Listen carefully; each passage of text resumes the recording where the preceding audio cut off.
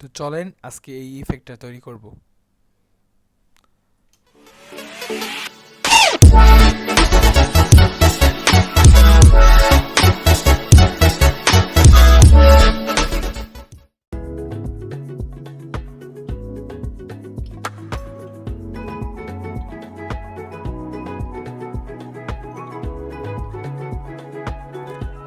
আচ্ছা, এটা করার জন্য ফার্স্টে একটা রেক্ট্যাঙ্গেল শেপ নিব, দেন আর্টবোর্ডের সমান নিয়ে নিই,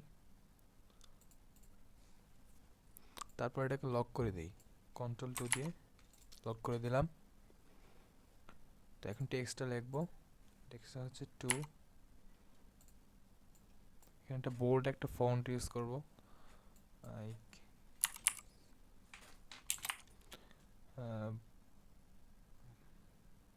হ্যাঁ এটা ঠিক আছে।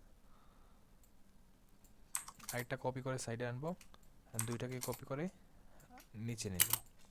তো এই জায়গায় দিয়ে দেবো হচ্ছে 6, এখানে দেব 0। এখন একটু সবগুলোকে একসাথে সিলেক্ট করে এইখানে দেখবেন একটা টুল আছে, শেয়ার টুল।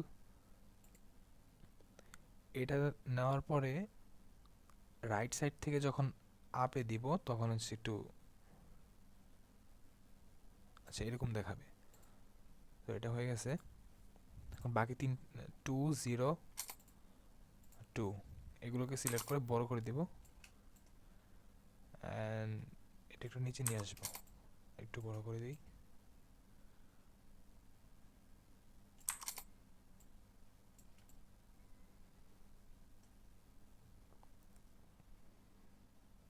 আচ্ছা হয়েছে। এখন 6টাকে একটু বড় করে দিব। 6 যেহেতু 6টা হচ্ছে মেইন ফোকাস, মানে উপরে থাকবে, এটাকে আরেকটু বড় করে দিব। ওকে, এখন কন্ট্রোল সবগুলোকে একসাথে সিলেক্ট করে কন্ট্রোল G দিয়ে গ্রুপ করে নিব। তো গ্রুপ করার পর আরেকটা কপি করব, কপি করে এটার নিচে নিয়ে আসবো, লাইক এইভাবে। আর এটাকে কালার করে দিব হচ্ছে ইয়েলো। নিচের যে টেক্সটটাকে এটা আমরা উপরে উঠাবো অ্যারেঞ্জ থেকে ইনটু ফন্ট। সবগুলোকে একসাথে সিলেক্ট করব, অবজেক্টে যাব, ব্ল্যান্ড, মেক, ব্ল্যান্ড যে অপশন আছে মানে টুলসটা আছে ওটাতে ডাবল ক্লিক করব। এখান থেকে specify steps and then 20, value 20। Okay, তো কিছুটা মোশন মোশন মোশন লাগতেছে। আচ্ছা,